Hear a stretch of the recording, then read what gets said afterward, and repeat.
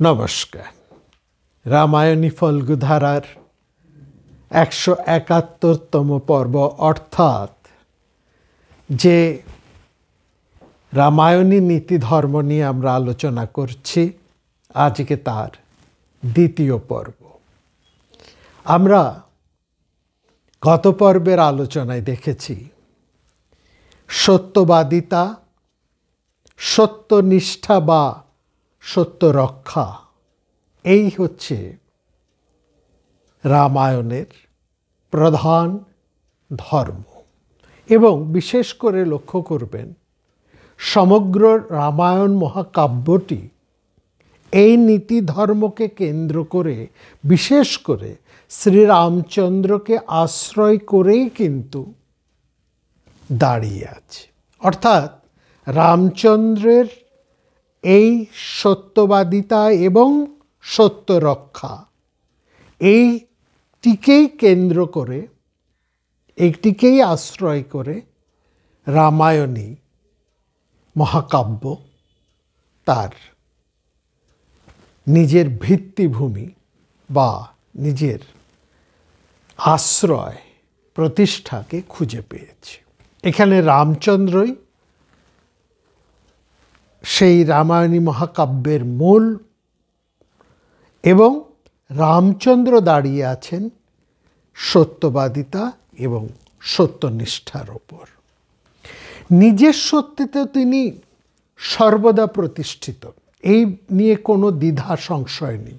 কিন্তু সবিশেষভাবে এটা লক্ষ্য করার যে কেবল নিজের সত্য রক্ষা বা নিজের সত্য প্রতিষ্ঠাই একমাত্র নয়, তিনি একই সঙ্গে তার সাথে যারা আছেন, তার ঘনিষ্ঠ মানুষ যারা রয়েছেন, তার চারপাশে যারা আছেন, তারাও যাতে আপন আপন সত্য,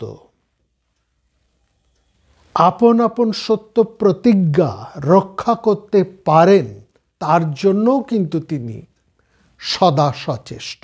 এবং ঠিক এই কারণেই, আমরা বলবো ঠিক এই কারণেই তিনি পুত্র হিসেবে পিতার দায়বদ্ধতাকে স্বীকার করেছেন। এবং যে মুহূর্তে আমরা দেখলাম কইকেয়ী বলছেন যে মহারাজ দশরথ তার নিজের সত্য ধর্ম পালন করতে পারবেন কি পারবেন না, এবং যদি তিনি না পারেন তাহলে প্রতিজ্ঞা ভঙ্গ করে তিনি ধর্মচ্যুত হয়ে পড়তে পারেন, ঠিক এরকমই একটা আশঙ্কা যখন কইকেয়ী করছেন, তখন আমরা দেখলাম শ্রীরামচন্দ্র নিজের থেকে এগিয়ে এসে পিতার সত্য পালন করার জন্যই, যেন এটা কোনো ব্যাপারই নয়, এরকমভাবেই অক্লেশেই তিনি পিতার সমস্ত দায় নিজের ওপরে নিয়ে নিলেন। এই জায়গাটা বিশেষ করে লক্ষ্য করার, এই জায়গাটা যেটা আমরা বলেছি, তার চারপাশে ঘনিষ্ঠ যারা রয়েছেন তাদের সত্য পালনের দায়, এবং তারা যাতে সত্য পালন থেকে বিচ্যুত না হন, এর জন্য তিনি সদা সতর্ক। ঠিক এই যুক্তি থেকেই তিনি পিতার দায়ভারটি নিজে গ্রহণ করে নিলেন। এবং এইখানে আমরা দেখছি যে তিনি সেই জায়গায়, বিশেষ করে আপনারা লক্ষ্য করবেন, সেখানে রামায়ণী ওই জায়গার মধ্যেই তিনি কইকেয়ীকে বলছেন যে আমি স্বার্থপরের মতন এই সংসারে বেঁচে থাকতে চাই না। আমার প্রাণের বিনিময়েও যদি আমি আমার পিতার প্রিয় কার্য কিছু করতে পারি, সেটাই আমার পক্ষে শ্রেয় এবং সেটাই আমার পক্ষে উচিত, আমি তাই করব। আমার কাছে পিতার শুশ্রূষা এবং তার কথা মেনে চলার থেকে বড় আর কিছু হতে পারে না, এবং সেটাই হচ্ছে আমার কাছে ধর্ম। এবং এইটা আমার এবং সেখানে কইকেয়ী আমরা দেখছি যে কইকেয়ী এই কথাটা ভাবতেও পারেন না, যেখানে রামচন্দ্র বলছেন এ কথা কইকেয়ী এমন আশা করেননি যে তিনি এরকম কথা রামচন্দ্র বলতে পারেন। সেখানে আমরা দেখছি রামচন্দ্র বলছে, শুধু পিতা কেন, আপনি যদি আদেশ করতেন, আমার পিতা কেন, আপনি যদি আমাকে আদেশ করেন তাহলেও আমি বনে 14 বছর কাটিয়ে আসতে পারি নির্দ্বিধায়। অনুক্ত পাত্র ভবতা অভব্যতা বচনাদ্যহম, আপনি যদি বলেন তাহলেও আমি বনে গিয়ে 14 বছর কাটিয়ে আসতে পারব। অর্থাৎ এইখানে আমরা দেখছি রামচন্দ্রের এই জীবন বা তার চরিত্রটা বা সমগ্র জীবনটাই আমরা দেখি সত্য রক্ষা এবং সত্য প্রতিষ্ঠায় অতিবাহিত। এবং এইখানে আমরা এই জায়গায় আমরা দেখছি মানুষ রামচন্দ্রকে একটু দেখুন।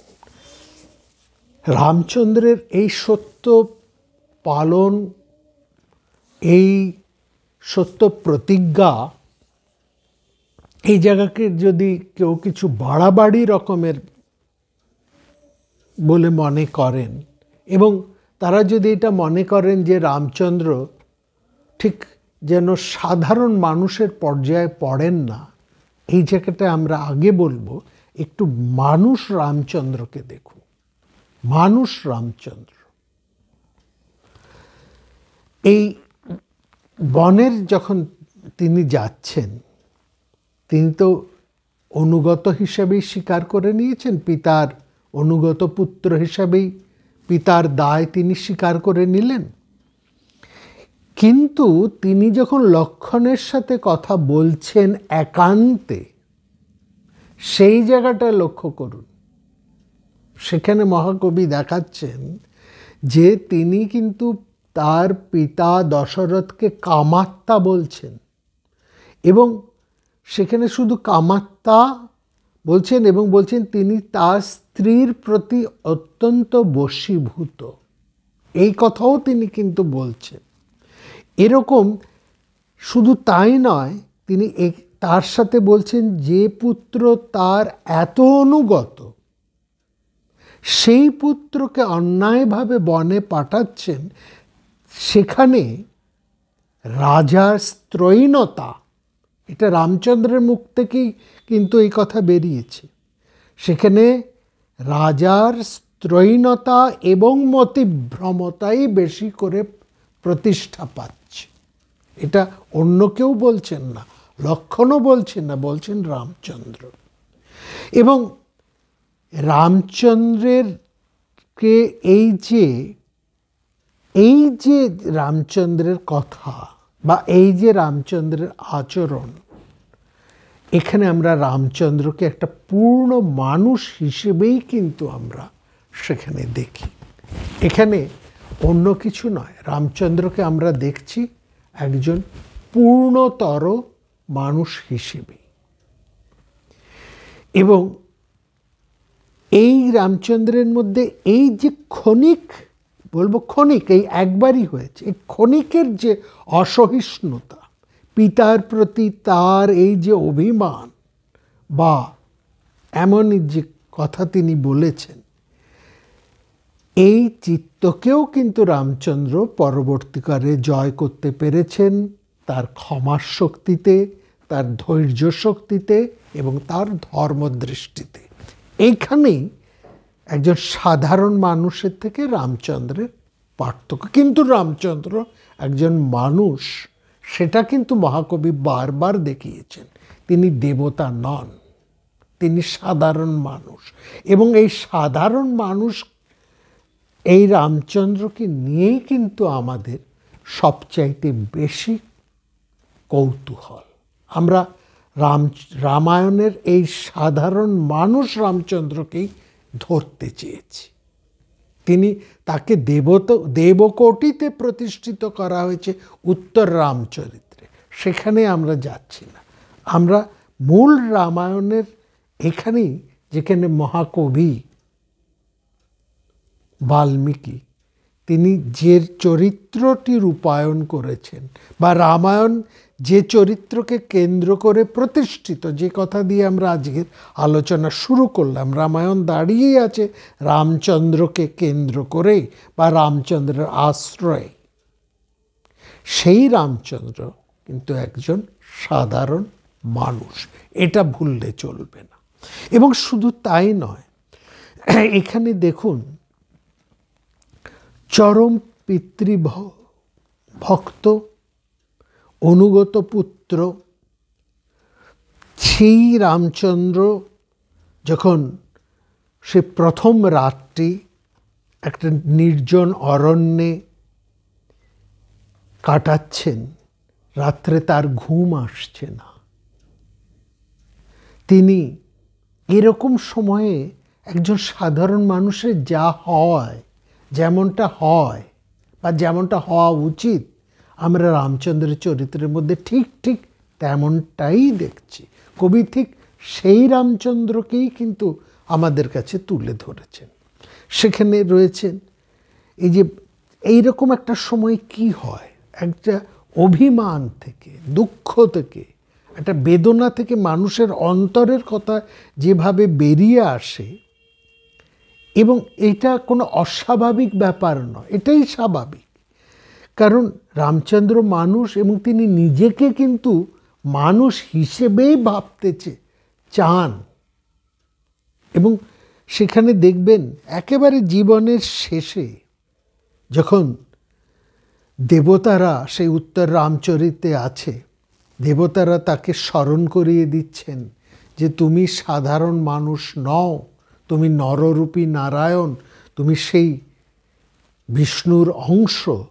তখন রামচন্দ্র একটা অসাধারণ কথা তাদেরকে বলেছিলেন, এবং এই কথাটি আমরা বলবো বাল্মীকি রামায়ণের সবচাইতে অসাধারণ কথা, যা রামচন্দ্রকে একেবারে আমাদের কাছে একদম জীবন্ত করে তোলে। অসাধারণ এই কথা। রামচন্দ্র বলছেন, আমি নিজেকে দেবতাদের উদ্দেশ্য করে বলছেন, আপনারা আমাকে এমনভাবে বলবেন না, এমন কথা বলবেন না। আমি নিজেকে সাধারণ মানুষ বলেই মনে করি। আমি দশরথ আত্মজ, এই আমার সবচাইতে বড় পরিচয়। আত্মানং মনুষ্যনং মন্যে রামং দশরথং আত্মজম। আত্মানং মানুষং মন্যে রামং দশরথাত্মজম। এইটি হচ্ছে রামায়ণের সবচাইতে ইউনিক কথা। এবং যেখানে রামচন্দ্র নিজে বলছেন, আমি একজন মানুষ। আসলে যে কথাটা আমরা রামায়ণী ফল্গুধরার একেবারে প্রথম থেকে বলে আসতে চেয়েছি, বারবার বলেছি এবং শুরু করেছি এই কথা দিয়ে, বাল্মীকি একজন এমন মানুষের সন্ধান করেছেন, একজন মানুষেরই সন্ধান করেছেন তিনি, যার মধ্যে এই এই সমস্ত গুণাবলীগুলো আছে, সেটা আছে। এবং সেখানে একজন মানুষ কিভাবে এই গুণাবলীগুলোকে লালন পালন করে এবং ধারণ করে তিনি সবার চেয়ে অনেক বেশি বড় হয়ে যেতে পারেন, প্রায় সবার ধরা ছোঁয়ার বাইরে চলে যান, একটা উচ্চ কোটিতে চলে যান, তার দৃষ্টান্ত হচ্ছেন শ্রীরামচন্দ্র।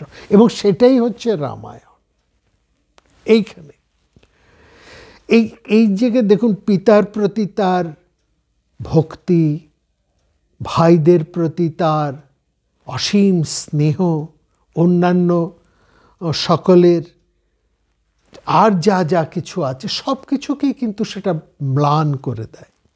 এবং প্রতিশ্রুতি রক্ষা, এবং রামচন্দ্রের চরিত্রের মধ্যে এটা সবচেয়ে বড় জিনিস, যেটা প্রতিশ্রুতি রক্ষা এবং সত্যচ্যুতি, এর ভয় রামচন্দ্রকে একেবারে শেষ দিন পর্যন্ত তাড়া করে গেছে।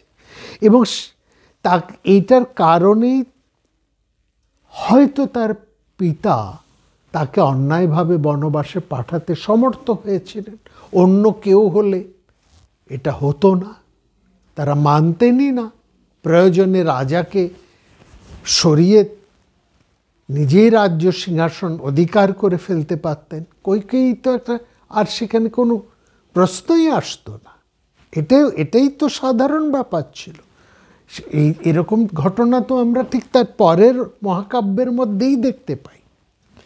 সুতরাং রাম এখানে দেখুন, আরেকটি কথা আমরা বলি, এই যে ভাতৃভক্তির কথা আমরা বলছি, হ্যাঁ, প্রথমে তিনি ভরত সম্পর্কে একটুখানি সন্দেহ, একটু তার অন্য ধরনের চিন্তা এসেছিল, যার জন্য তিনি সীতাকে বলেছিলেন যে তুমি ভরতের সামনে আমার খুব বেশি প্রশংসা করো না, কারণ একজন সমৃদ্ধশালী পুরুষ অন্যের প্রশংসা শুনতে ভালোবাসেন না। এই কথাটা তিনি বলেছেন, এটাও ঠিক। কিন্তু বিশেষ করে লক্ষ্য করবেন, এটা যে প্রেক্ষিতে বলেছিলেন এটা অন্য প্রেক্ষিত।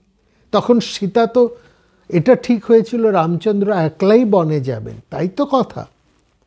কইকেয়ী তো আর সীতাকে কিংবা লক্ষ্মণকে বনে যেতে বলেননি, এবং তার শর্তের মধ্যে এগুলো ছিল না। রামচন্দ্র বনে যাবেন শুধু, এবং সেই অনুসারে সীতা থাকবেন, লক্ষ্মণ থাকবে।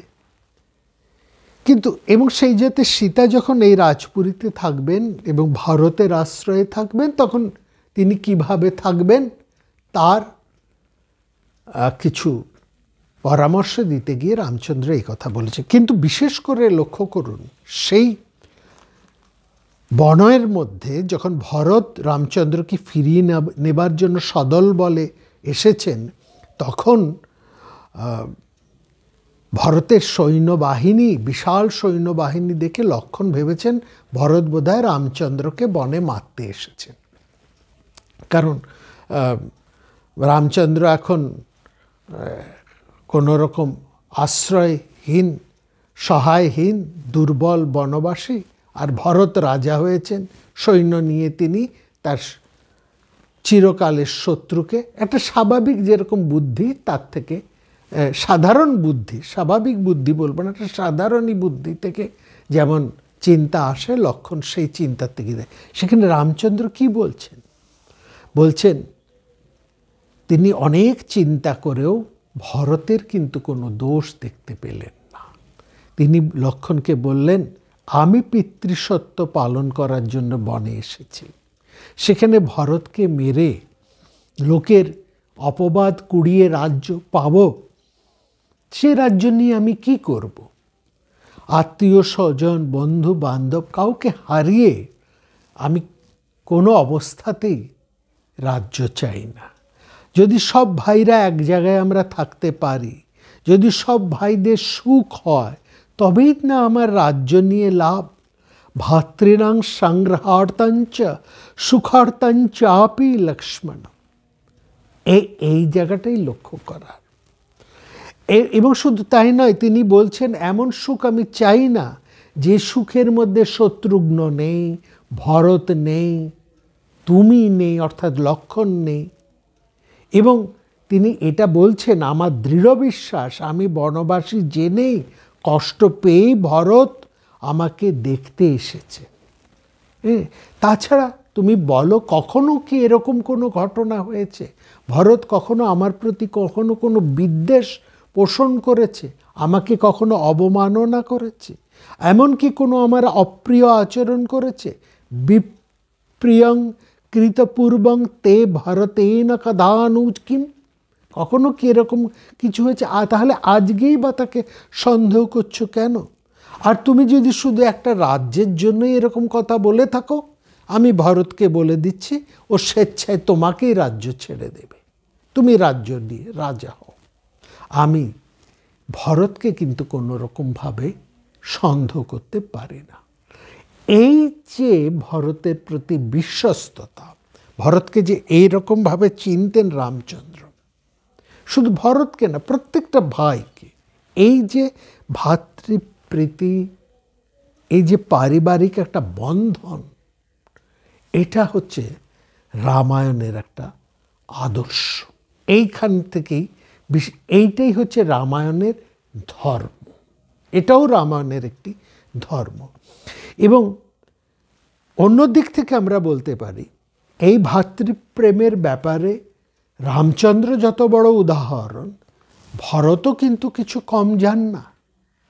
তিনিও, তাকে যদি আমরা দেখি, ভরতের জ্যেষ্ঠের প্রতি তার আনুগত্য, হ্যাঁ, কিংবা লক্ষ্মণের যে ত্যাগ, সেটাও তো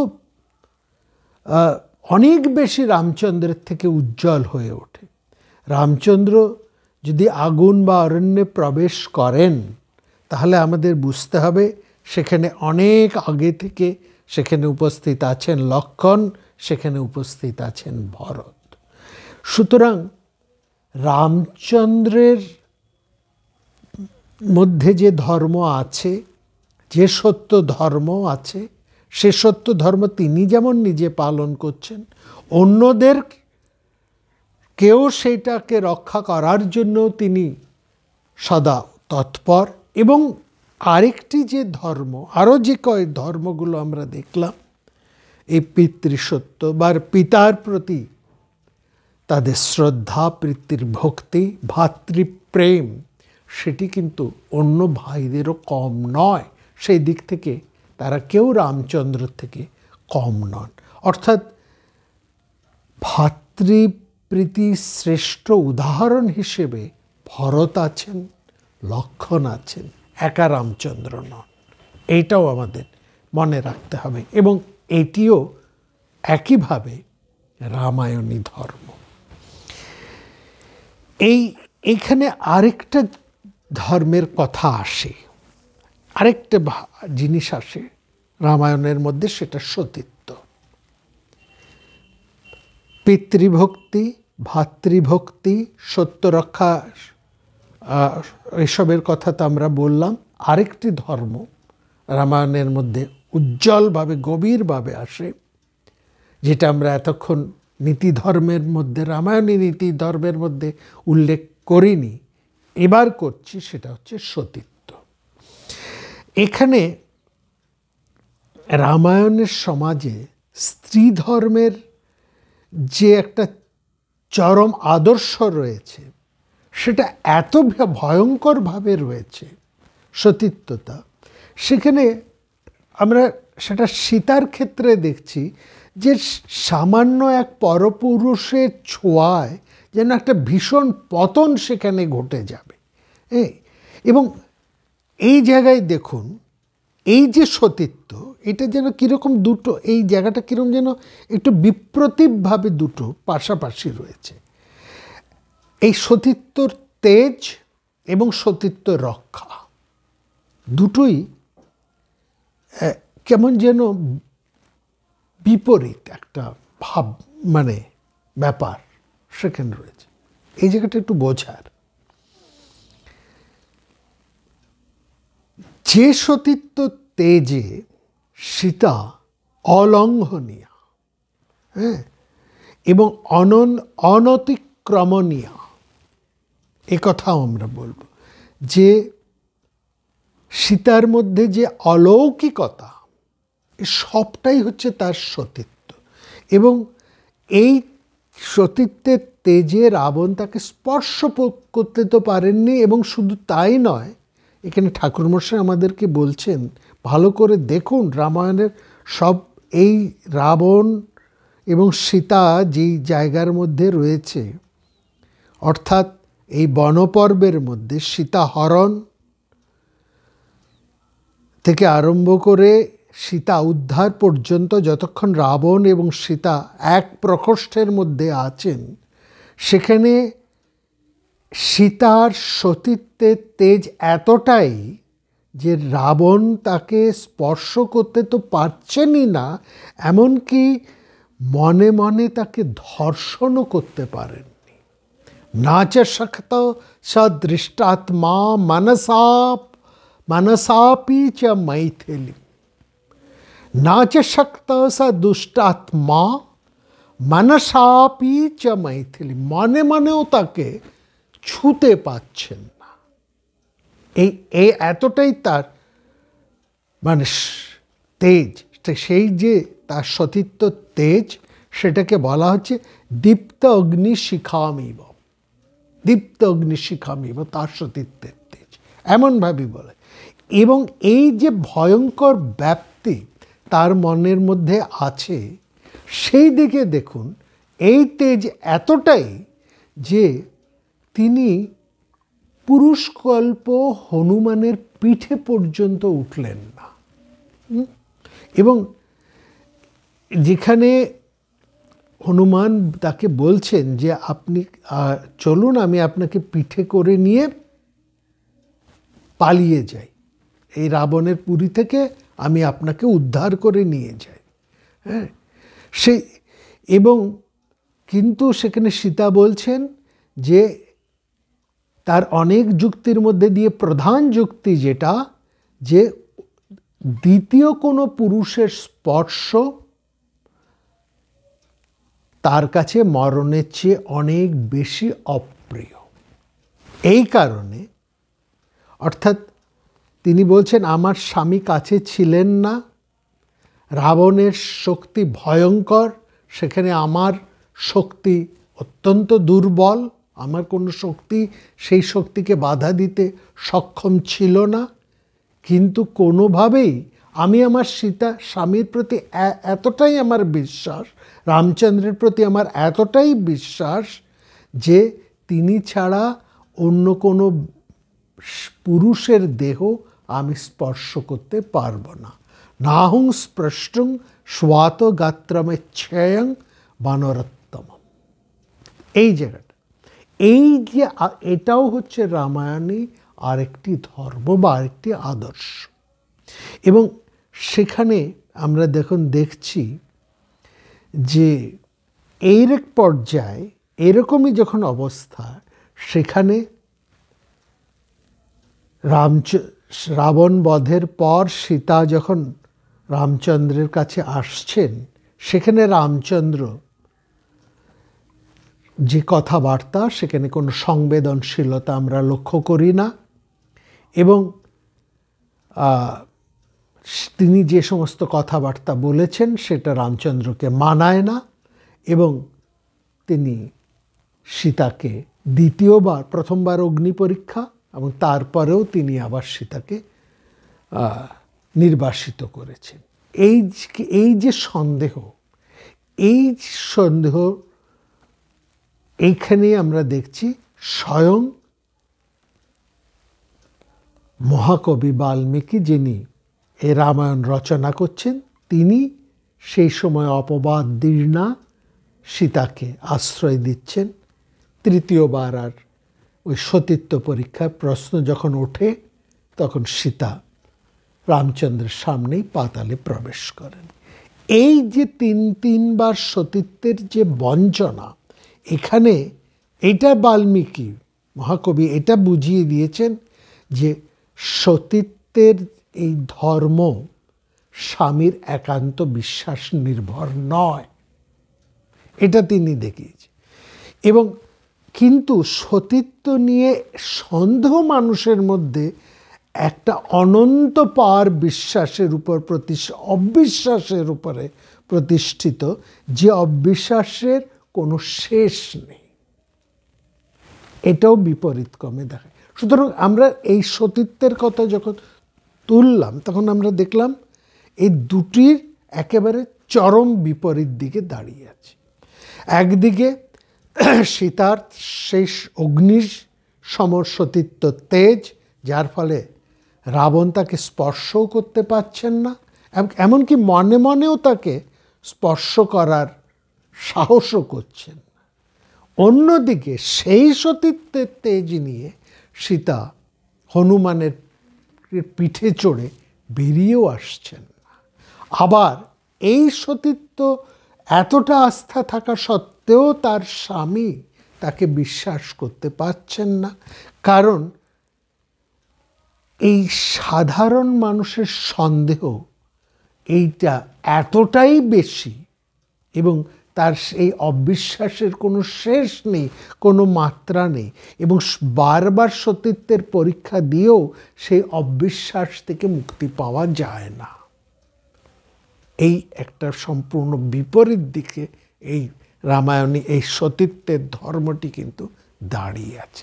এইটা একটা বিশাল জিনিস যেটা মহাকবি তুলে ধরে। সতীত্ব ব্যাপারটা একান্তই নিজের ব্যক্তিগত, যেটা স্বামীর বিশ্বাসের উপরেও নির্ভর করে না। তাহলে আমরা কয়টা ধর্ম এখন দেখলাম মোটামুটি রামায়ণের? সত্যবাদিতা, সত্য রক্ষা, পিতৃভক্তি, ভাতৃপ্রীতি এবং সতীত্ব। এই পাঁচটি এখন মোটামুটি সাধারণ নীতিধর্ম, এবং এটা একটা ব্যক্তিগত পরিসরের মধ্যে থাকলেও আরেকটা জিনিস লক্ষ্য করবেন, এখানে রামায়ণের মধ্যে প্রেম বা ভালোবাসা, বা রামায়ণ কেন, কোনো নীতি ধর্মের মধ্যেই প্রেম বা ভালোবাসাকে কেউ কিন্তু নীতি ধর্মের মধ্যে অন্তর্ভুক্ত করেন না। অর্থাৎ প্রেম ভালোবাসা এটা কোনো যেন নীতি ধর্মের আওতার পর্যায়ে নয়।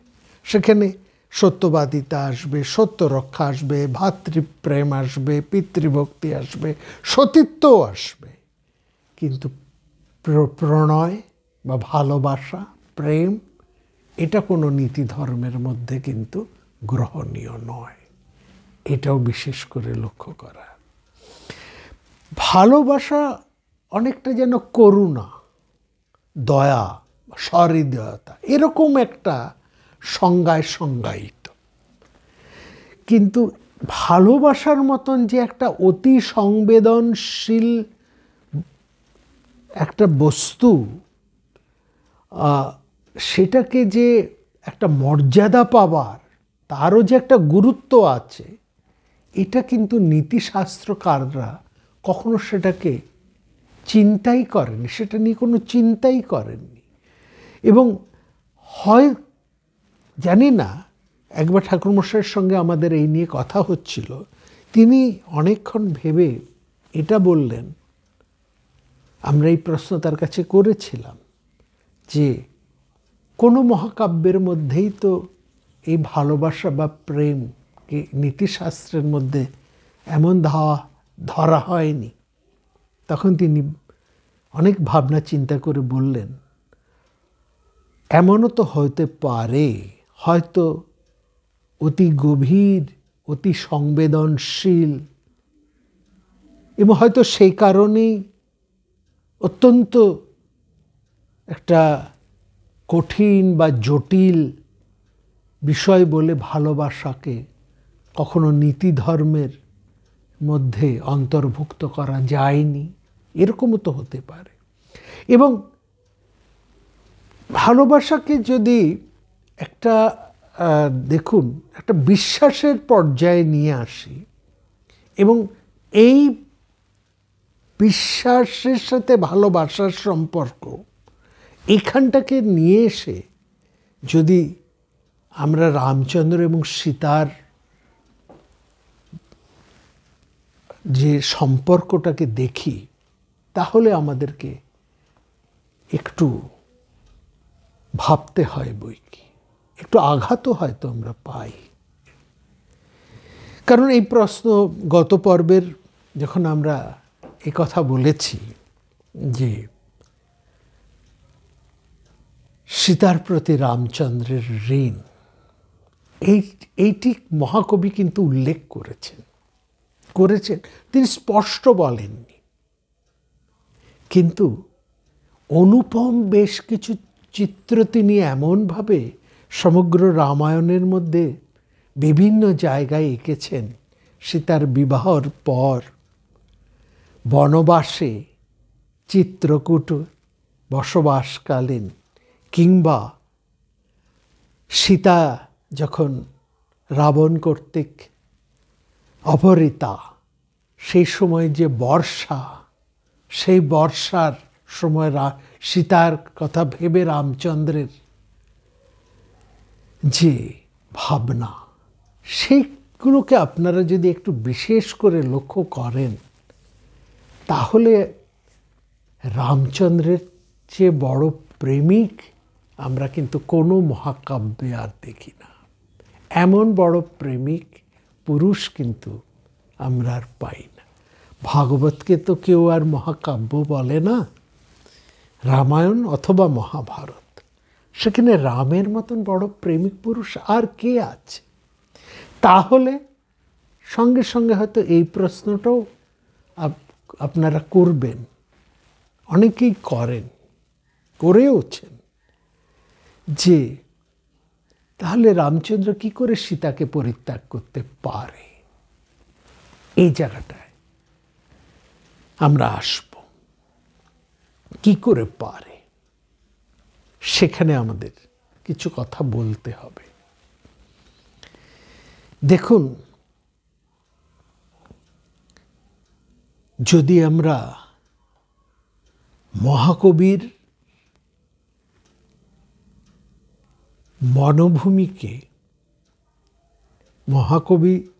মনোভূমিকে একটু যদি বোঝার চেষ্টা করি, ওই মহাকাব্যের আঙ্গিকে, তাহলে সেখানে একটা প্রথমেই এই মহাকাব্য আরম্ভ হচ্ছে এমন একটি ঘটনার উল্লেখ করে, সেটা ভুললে কিন্তু চলবে না। আমরা গত পর্বে বলেছি, মহাকাব্য বা আমাদের দর্শন শাস্ত্র যা কিছু, রসশাস্ত্র বুঝতে হলে আমাদেরকে রসিক ভাবুক যেমন হতে হবে, তার থেকে অনেক বেশি হতে হবে ইঙ্গিতজ্ঞ। প্রত্যেকটা ইঙ্গিতকে অত্যন্ত গভীরভাবে বুঝতে হবে। আর এই ইঙ্গিতগুলোকে যদি আমরা সঠিকভাবে ধরতে না পারি, তাহলে মহাকাব্যের রস আমরা আস্বাদন করতে পারবো না। তাহলে এই ইঙ্গিত না বুঝে, মহাকবির মনোভূমি রসজারিত না হয়ে যদি আমরা মহাকাব্য নিয়ে কথাবার্তা বলি, তাহলে সেটা আমাদের নিজেদের যে ধারণা, সে ধারণা প্রকাশ ছাড়া আর কিছু হয় না। আসলে দেখুন, মহাকাব্য আরম্ভ হওয়ার আগে একটি ছোট্ট কাহিনী আছে, কিন্তু সেটা ভীষণ গভীর। সেটি হচ্ছে একটা ক্রৌঞ্চর তার ক্রৌঞ্চির বিরহে যে কেঁদে ওঠা, এবং সেখানেই সেই ব্যাধ যে মুহূর্তে একটি পাখিকে বধ করল এবং অন্য পাখিটির সেই বেদনাকে লক্ষ্য করেই মহাকবির মুখ থেকে যে কাব্য শব্দ নির্গত হলো, এবং তারপরেই মহাকবি বলে উঠলেন, আমি কি বললাম, আমি কি বললাম। এটি হচ্ছে এই সমগ্র মহাকাব্যের মূল রস। অর্থাৎ ক্রৌঞ্চ বিরহী কবির হৃদয়টি ওই বেদনায় মধ্যেই কিন্তু সবটুকুই ধরা আছে, ওইখানটাই ধরতে হবে। সুতরাং এই মহাকাব্য যে একটা ট্র্যাজিক মহাকাব্য হবে, এবং সেখানে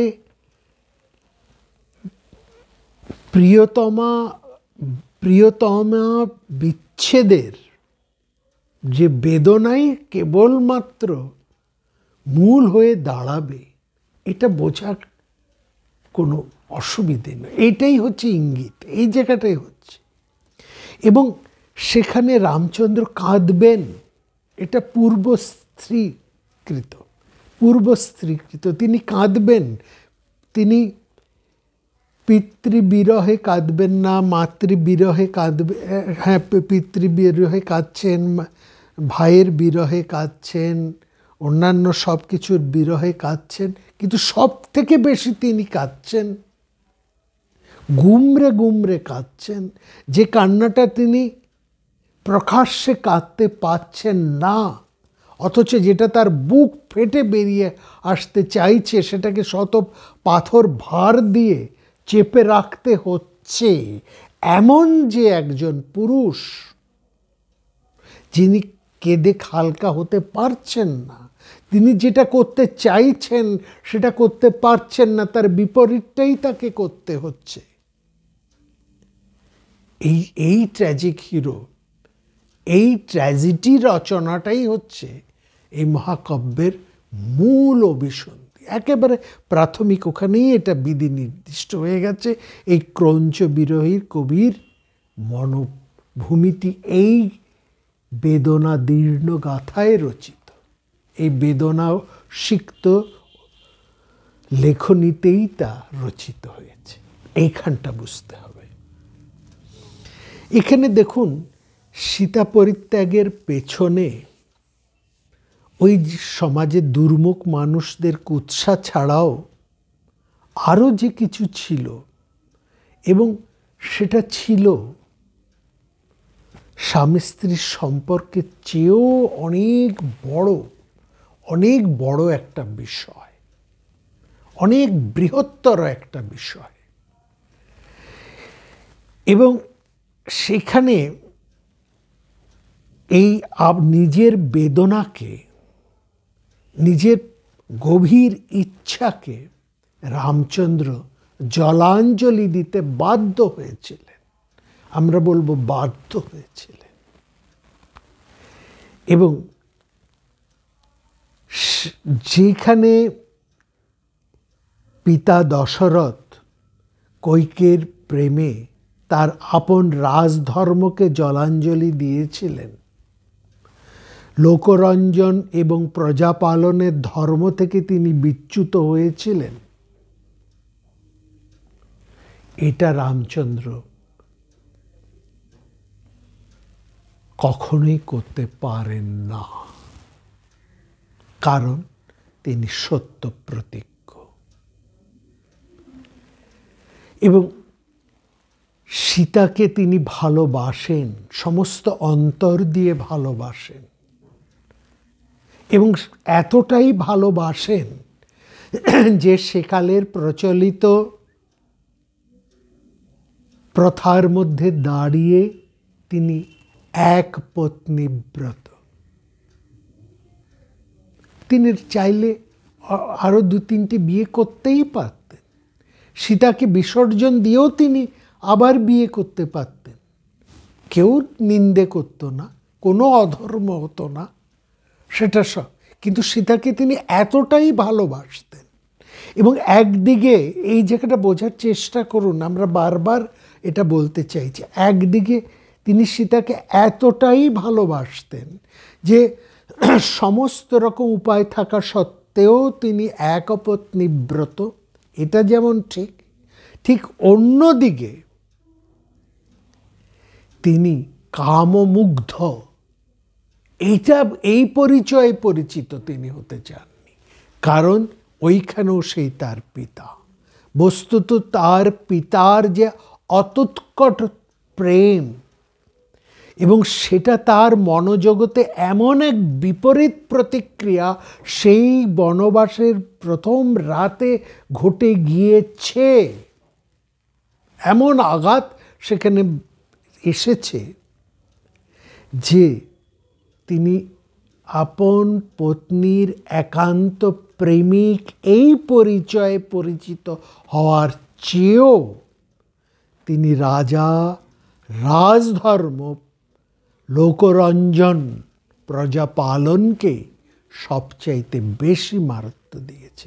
অর্থাৎ তিনি একথা বলেছেন, যখন লঙ্কায় সীতার অগ্নি পরীক্ষা সাঙ্গ হবার পর অগ্নিদেব যখন স্বয়ং সীতার শুদ্ধতার ব্যাপারে নিজে বলছেন যে আমি নিজে বলছি সীতার থেকে বড় শুদ্ধা কেউ নেই, তখন রামচন্দ্র বলছেন আমি এটা জানি যে সীতা সর্বত শুদ্ধ, সেটাতে আমার কোনো সন্দেহ নেই। কিন্তু আমি যদি রাবণান্ত পুরকারিণী, রাবণান্তপুরবাসিনী সীতাকে অগ্নিশুদ্ধ পরীক্ষা করে না নি, জানকীম বিশুদ্ধহি, তাহলে লোকে আমাকে বলবে, ওই দেখো দশরথের ছেলে রামচন্দ্র তার পিতার মতনই কামুক এবং মূর্খ। বালিশ যত বত কামাত্মা রাম দশরথাত্মজ। এই যে দশরথের কামুক পিতার কামুক পুত্র, এই শব্দটা এই কামপরতন্ত্রতার থেকে মুক্ত হবার, এইটা যেন রামচন্দ্রকে সারা জীবন তাড়িয়ে বেরিয়েছে।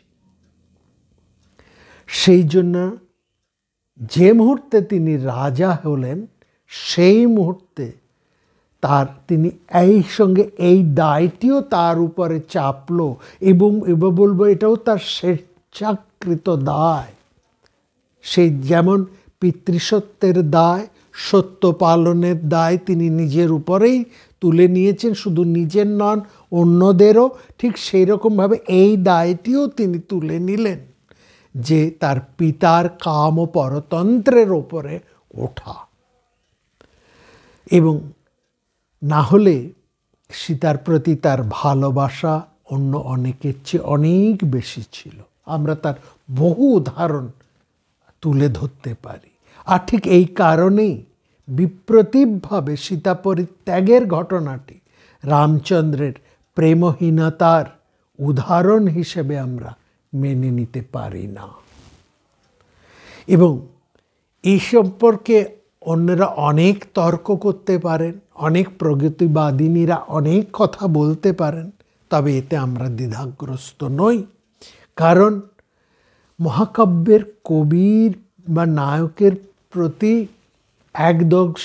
একদর্শিতা আমাদের নয়, আমরা কবির মনোভূমি প্রতি কিন্তু যথেষ্ট সংবেদনশীল। এবং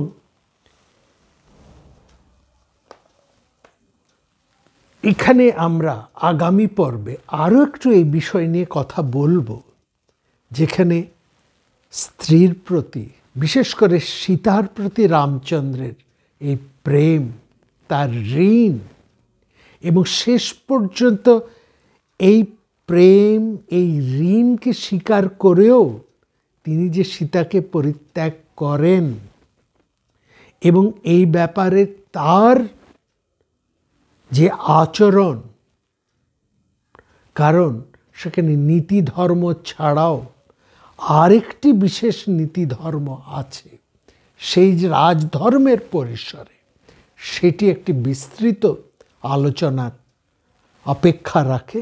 আগামী পর্বে আমরা সেটা নিয়ে আসব।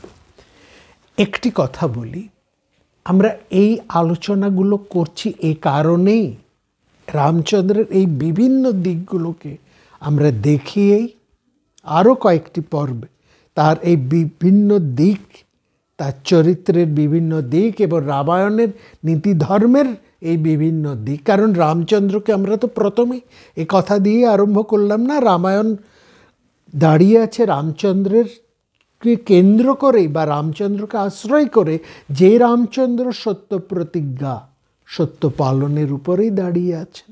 এবং সেখানে যে কটা আরও নীতি ধর্মের কথা পেলাম, এই প্রত্যেকটি জায়গায় আমরা এবং প্রত্যেকটির অংশকে বিশেষ করে আলোচনা করে রামায়ণের সবকটি নীতি ধর্মকে আলোচনা করেই তারপর আমরা বিশেষভাবে প্রবেশ করব বশিষ্ঠ এবং রামচন্দ্রের আর সেই যে আলোচনা তার মধ্যে।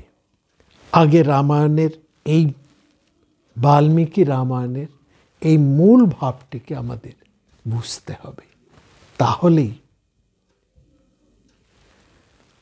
বশিষ্ঠ এবং রামচন্দ্রের মধ্যে যে আধ্যাত্মিক আলোচনা হয়েছে তার স্বাদ, তার বক্তব্যকে আমরা স্পষ্ট করে উপলব্ধি করতে পারব আগামী পর্বে।